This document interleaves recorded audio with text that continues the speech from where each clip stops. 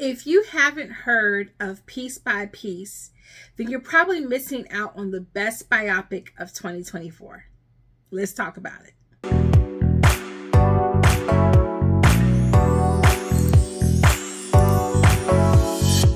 Hey guys, it's Quana back again with another Her Real review. Hope you guys are doing awesome. I should be calling this one of my mommy movie night reviews because, hello, it was a mommy movie night. I do pick the best movies and my kids did love it.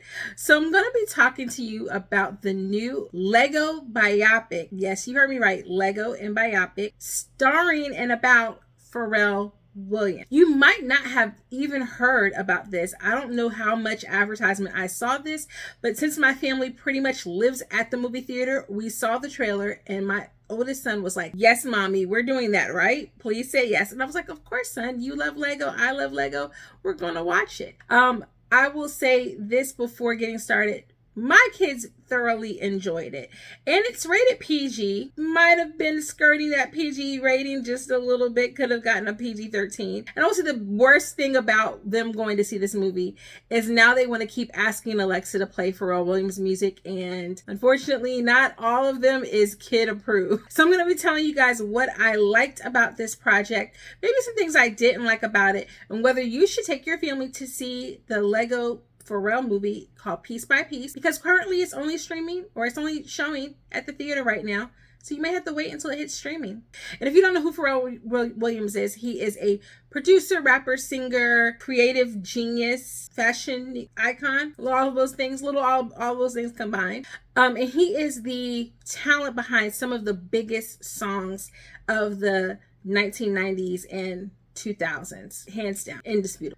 And this movie tells his life story growing up in Virginia Beach to today being an icon and a mogul. It's told in a very unique way using Lego stop motion animation, and probably one of the smartest moves that anyone could do for their biopic, and also a relationship that is so smart because Pharrell is known for being a very colorful individual, and he's attached to some of the biggest animation projects of the last few years with the Despicable Me soundtracks. And so it makes so much sense that he got involved and used Lego to tell this story. The film is directed by Morgan Neville, and who is most famous for his Oscar-winning documentary 20 Feet from Stardom.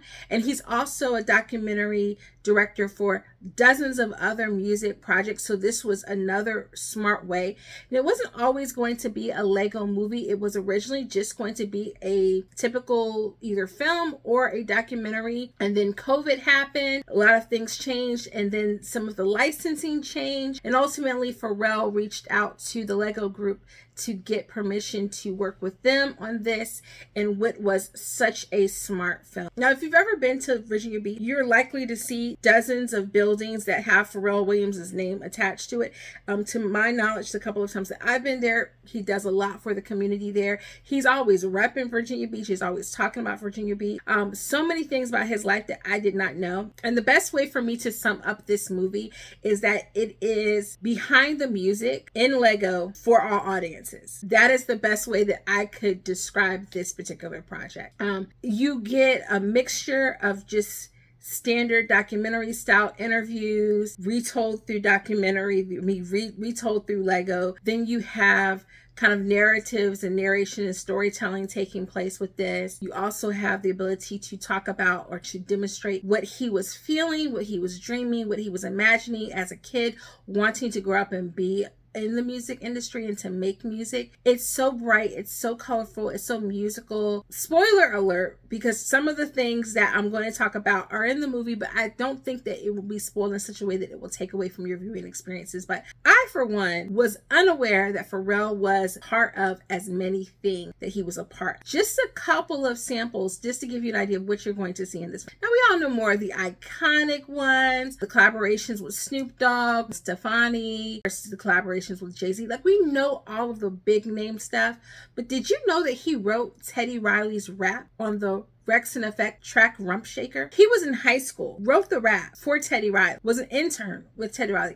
I wasn't even unaware that he was signed with Teddy Riley. Who would have thought? I was so shocked. Did you also know that he produced the McDonald's jingle Yeah, the ba-da-ba-ba-ba. That's Pharrell. So many like what moments and OMG moments were had as I watched this film. Now, one of the things that I thought was really clever is by choosing to do Legos, you free yourself from the biopic stigma that kind of occurs in casting, where either you choose someone who looks like the individual that is being depicted and maybe they're not a great actor, or you choose a great actor but maybe they don't really look like the individual who they're playing, or maybe you luck out and find somebody in between. But with someone who is attached to so many famous icons, in order to tell the story of his life, they would have to find people to emulate all of those people, and you're likely to find people who can't act very well. So it made so much more sense to do this in a documentary style. Now, oddly enough, they filmed this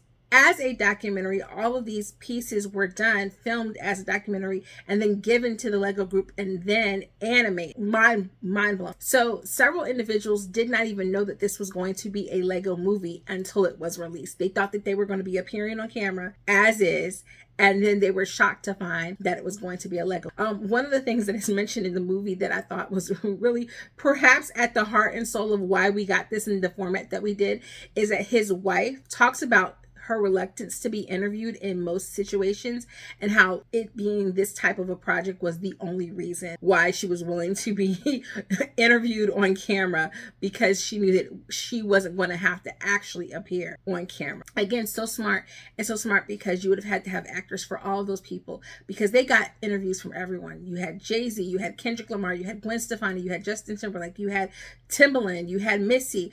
Of course, I was aware of the Missy and Timbaland and Magoo and all of them like connections. I was unaware that Pharrell and Timbaland were cousins. I was unaware that they all went to high school together. Like, small world. What is in the water over there in Virginia Beach? And do we need to relocate there so we can get into our flow state? I'm just saying. It was a really, really fun movie. There were some moments that I really worried about it lagging for the kids, where he's getting into like these big philosophical thoughts and really introspective moments where they're animating what's going on inside of his mind instead of just what's happening in real time. And I thought that it was going to lose them, but they really seemed to enjoy the movie despite those things. That said, in terms of like a true to life biopic, the nitty gritty things, are you getting any of that? No, you're not getting that. This is PG. It's PG. It's for the kids. So you're not getting any of like the lurid behind the scenes type things, drug, sex, rock and roll type stuff. No, you're not going to get that here. Some of the songs skirt, they do bleep stuff, but they skirt the line a little bit. My kids did not know that certain songs were not for them and went to go play them on the Alexa, and I was like, oh, no, you can't play the song, because they only played like part of the song and all they heard was like the little catchy hook. They didn't know that that was not for them, and I had to be like, oh, I'm so sorry, baby, that is a grown-up song. That is not for you. You can't have that. You stick to asking Alexa to play Despicable Me by Pharrell Williams, and then you enjoy that. It does talk about the explosion of the song Happy and things of that nature. But I really enjoyed this film. I think it was a good way to kind of go through his discography and look at his come up. I was really so very happy that he did touch on his time in Virginia Beach, the creation of his rock band NERD with Chad Hugo and Shay Haley. I was glad to see that they got Chad to do the voice work of his character, because he and Chad are in a little bit of a legal scuffle right now. And wouldn't I love to see those two guys come back together and reform the Neptunes and get back into producing together, because I do think that they were so strong together when they were producing together. And so that was a bittersweet thing that I think they touch on it in the movie, but it's not super focused on. So when I kind of got sentimental in my feelings about it, the kids were like, oh, what's wrong, mommy? And I'm like, oh, you don't know the backstory of this. This is so sweet that they were able to at least come together for this, even though they're not on the best terms right now. But it was really, really good, really well done. I'm surprised that it's not getting more buzz and more talked about, but I think with there have been so many big animation projects this year, from Inside Out 2 to The Wild Robot, Despicable Me 4, which I did not review for reasons that I don't like to talk about things that I don't really enjoy. But this was definitely one that I did enjoy. I would not be surprised to see it potentially get a nod. I don't think it's strong enough to win any major awards, but in terms of animation, I could see it getting a nod just in the doors that it opens up with using the Lego brand and that kind of a stop motion. But I also don't think that you could do this with so many stories, because Pharrell is just a very colorful character, and a lot of the story focuses on him as a kid and like being a dreamer, and I think that fits the brand. And also the way his brain works, it just made sense. I don't think it would make sense for everyone. So it is a one in a kind of piece that I think I really appreciate that they were able to make. But first of all, have you heard of Piece by Piece? If you have heard of it, have you seen it? If you haven't seen it, do you plan to watch it? It has a limited release, so I don't know how long they plan to keep it in the theaters, but it was a good time. I definitely think that if you are looking for something to watch that is maybe you can go see with the whole family, this is definitely one that I would take the family to go see. Definitely see Wild Robot first, but then go see Piece by Piece. All right. Okay. Thank you guys so much for joining me. Over here, you'll see my Mommy Movie Night playlist if you're looking for something maybe that you can watch right now with your family. And I will see you guys in the next video. Toodles!